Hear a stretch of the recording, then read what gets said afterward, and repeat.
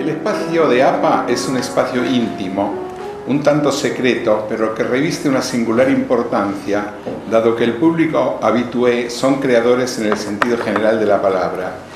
Es por esto que las exigencias son mayores.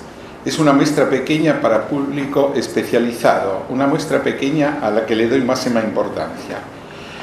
La exposición va acompañada de una entrevista al expositor. Es aquí donde la idea de coherencia en el desarrollo de una trayectoria se hace fundamental. Pensando en quién podría ser que me hiciera esa entrevista en público, no dudé demasiado. Pensé en Raúl Cacho Santana y pensé en él por varios motivos. En primer lugar, porque es una persona a quien conozco hace muchos años y hace muchos años que está cerca de los artistas. Como crítico de arte no es alguien que ve obras y elabora respuestas a su lectura de esas obras. Desde siempre es alguien que convivió y metió los pies en el barro de los talleres. Convivió con los hechos, diría que los conoce como nadie. Y esto, junto a su gran formación, tanto psicoanalítica como filosófica, me pareció la persona indicada para poder llevar la indagación en la trayectoria de un creador. Elegir 10 obras para mostrar en APA parece fácil, pero no lo es cuando uno empieza a pensar el sentido. Uno quiere hacer un panorama de una trayectoria de muchos años, con la consiguiente dificultad de que en los muchos años y periodos se pierda la coherencia natural en dudas y titubeos que siempre están presentes en toda labor creadora.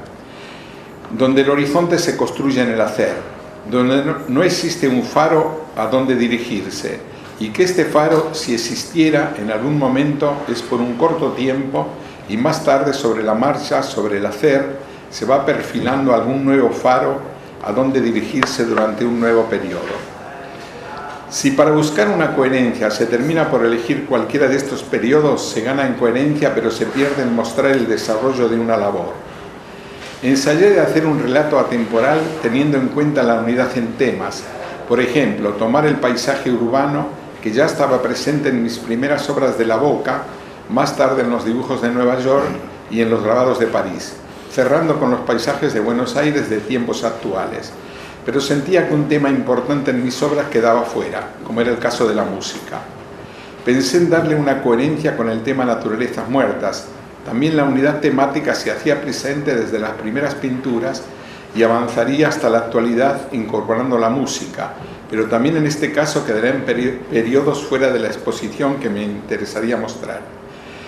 Podría hacer otros ordenamientos, pero finalmente decidí tomar algunas obras de mi primera etapa y algunas obras recientes, saltando años de obras de etapas intermedias, que es lo que hay colgado.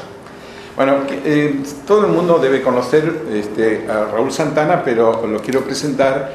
Es un crítico de arte, escritor, poeta, ha sido director del Museo de Arte Moderno, director del Palais de Glace, tiene una amplísima trayectoria dentro de su mundo.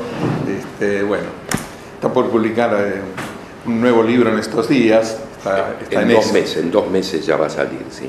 Está en eso. Escritos sobre arte argentino se va a llamar, sí.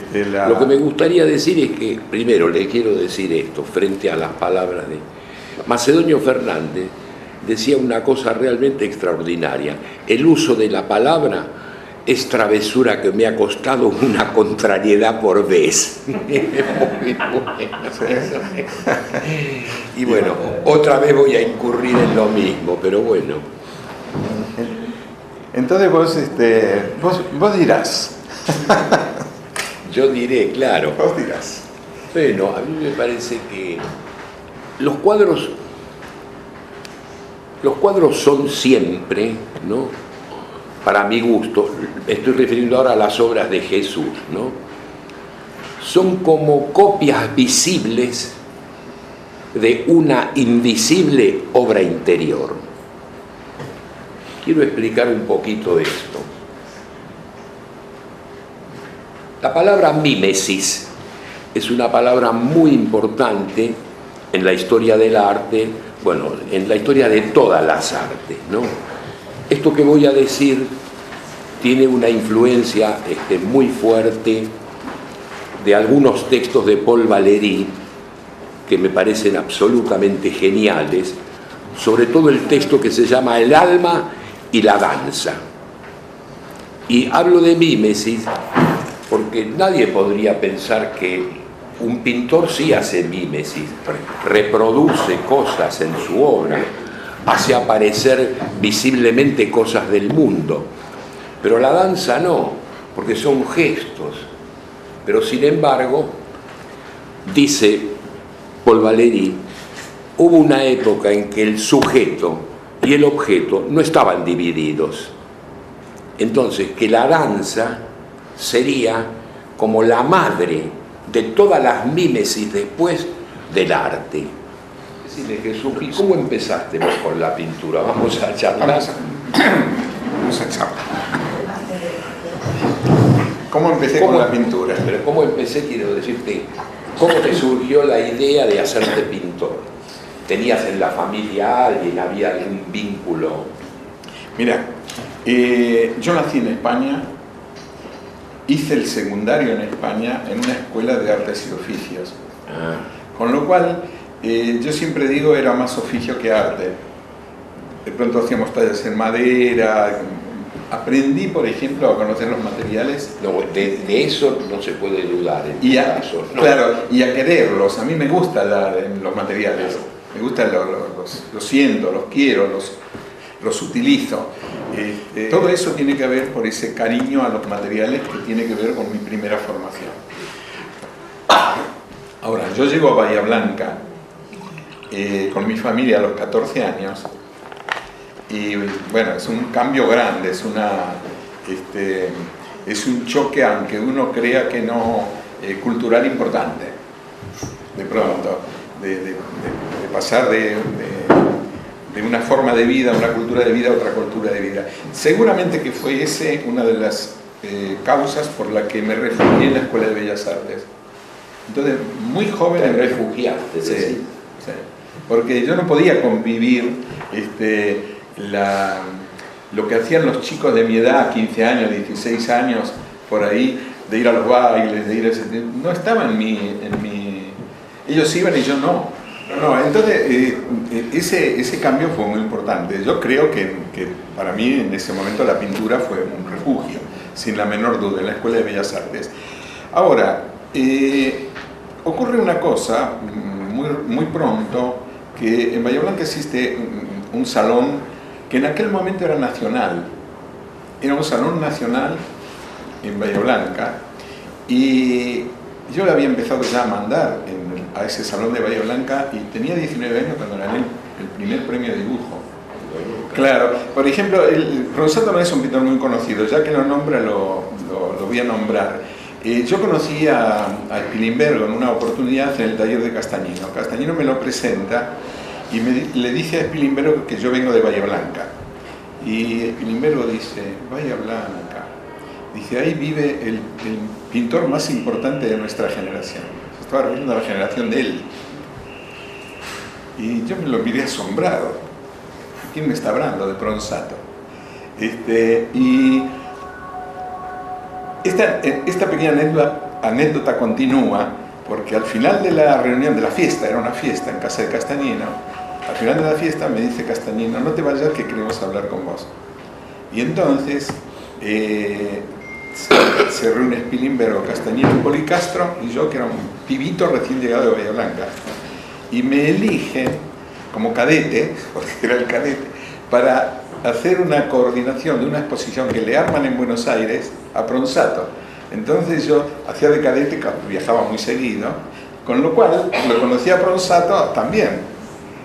Cuando en ese momento yo lo vi varias veces, estaba muy mayor y estaba ciego, se había quedado ciego y seguía pintando. Impresionante. Usaba un pirograbador para dibujar sobre madera y después tocaba con los dedos los dibujos y los llenaba de color. Un pintor interesante. Bueno, a raíz de ese primer premio que gané en Bahía Blanca, donde uno de los jurados había sido Castañino, lo conocí. Y entonces fue eso lo que me permitió, o lo que me impulsó a venir a estudiar a Buenos Aires, al taller de él. Con lo cual, desde muy joven, esto también fue una cosa que me marcó mucho, porque desde muy joven, primero siendo alumno y después ayudante de Castañino, conocía un poco, como conté antes, a Pilimbergo, Policastro, a todos los grandes pintores que eran amigos de él. Claro. O sea, tenía una cosa muy, muy cercana a todos ellos, porque eran los amigos de él que pasaban por el taller, ¿verdad? Bueno, ese primer momento así, esa rapidez, después me volví a preguntar otras cosas, pero esa rapidez que empecé como muy joven, llegué a Buenos Aires muy joven, me moví, hizo que justamente con la recomendación de Berni, en ese caso no estuvo Castañino, de Berni, de Naum Nock, que era otro escultor importante, y de Cartier. Héctor Cartier era un teórico importantísimo. Toda la generación de la pintura argentina estudió con él. Los tres me recomendaron al Fondo de las Artes y me dieron una beca. Y me fui a estudiar a México con esa beca que me dieron.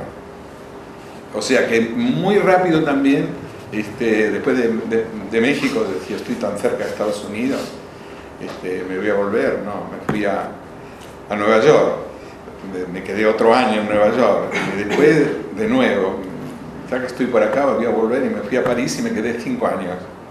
O sea que hice una serie de cosas así muy, muy importantes de muy joven, que me marcaron totalmente. Claro. Y de Spilimbergo, porque ¿sabes qué estaba pensando?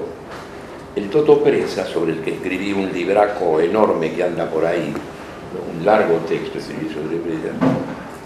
El grupo Orión, todos los del grupo Orión, eran del taller de Spilimbergo y se fueron. Entonces él dijo, no, fue una rebeldía de juventud, me dijo el Toto, esa cosa de muchachos, ¿no? Y yo le dije, pero Toto, ¿estás seguro de eso? Charlando, ¿no? Sí, sí. Y después cuando escribí finalmente me puse a ver bien la obra, ¿no? Y jamás apareció, desde el momento que rompió con Spilimbergo, hay retratos antes de romper que tienen esa perfección que tiene Spilimbergo, esa comprensión de la situación interna del cuerpo, ¿no? Abandonó todo eso. Pasó a ser pura apariencia, lo digo en el buen sentido. Sí, sí, sí. Porque Spilimbergo componía desde claro, adentro. La estructura de Spilimbergo después de una cosa de clara. Presas es como lo contrario, claro. desarma todo. Claro, el Toto Presa desarma todo. Y casi todos los de ese grupo se alejaron por eso, no por una rebeldía de juventud. Es decir, Spilimbergo es bravo, como marcaba. Alonso tiene la línea de Spilimbergo, esa línea neoclásica, pero también supo incorporar muy bien, claro, al húngaro, a la Josalá, claro, que quiebra la forma, que, sí, ¿entendés? Que, claro, que le da otra... Sí, claro, sí. Claro, yo creo que esa rigurosidad de Spilimbergo, yo doy clases, toda mi vida he dado clases, y si uno tiene que estudiar color, no lo puede tomar como ejemplo a Spilimbergo. En cambio, si uno tiene que estudiar estructura, no lo puede tomar como ejemplo a Presas. Presas no tiene estructura, Spilimbergo es pura estructura, pero no tiene color, o tiene poco color. El color está... En ese momento, te digo que me facilitó esa relación con Castañino y todos sus amigos, o Berni y todos sus amigos. En ese momento traté a muchos de los grandes maestros, a Diomede, a Del Prete, y los traté mucho a todos, porque era una cosa cotidiana. Por ejemplo, en una oportunidad en el taller de Castañino, Castañino me dice, mira, va a venir, yo todavía no lo conocía, Carlos Alonso, que era muy joven, porque él también se consideró un maestro, y me dijo, prepárale la paleta de colores. Yo le estuve preparando la paleta a Carlos Alonso para hacer un biombo que iban a hacer, entre los dos, uno de un lado, otro del otro, sin conocerlo a Alonso.